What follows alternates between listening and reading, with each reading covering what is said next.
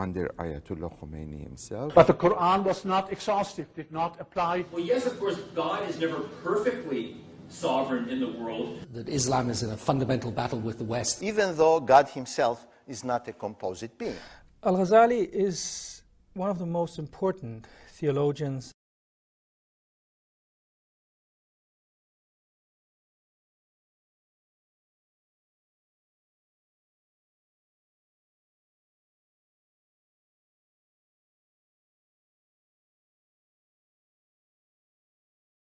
But the Quran was not exhaustive, did not apply to all human situations. Other situations had developed. Al-Ghazali is one of the most important theologians and overall thinkers in the Islamic world.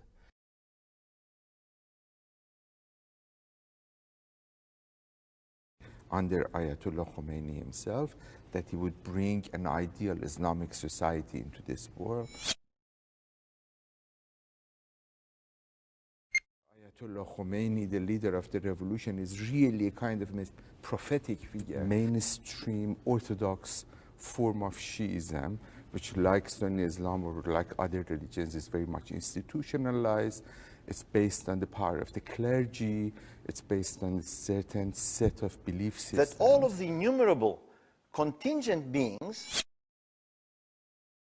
are immediately dependent on God, even though God himself is not a composite being. God is the early Baghdad peripatetics, and particularly Al-Farabi, formulated a solution to this problem, which was perfected by Ibn Sina. And belief by Muslims rests squarely on the assumption that Muhammad was indeed the messenger of God to whom were given the very words of God, the Quran. In Neoplatonic terms, through the intellects of the celestial spheres around the earth, by means of which the emanation of being from God.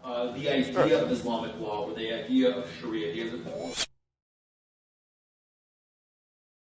developing set of ideas about what Islamic law is, what it's not, what it can do, and what it can't, that are doing a lot of work here. Well, yes, of course, God is never perfectly sovereign in the world, but Islamic law has always recognized legal pluralism. Most people that study Islamic history would say that Islam does tend, I wouldn't call it democratic, but I would say to the dispersed and anti-authoritarian wing of the Abrahamic religion.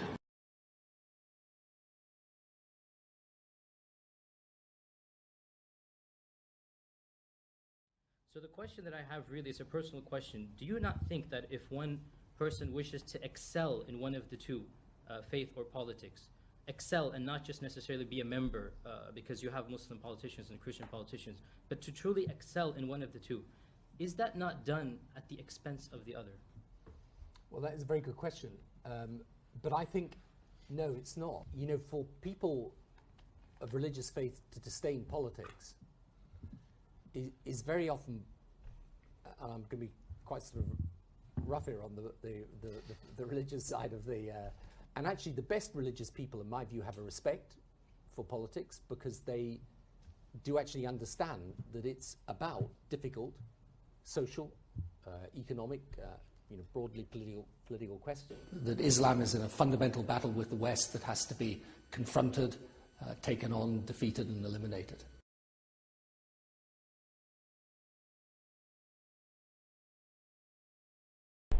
Thank you.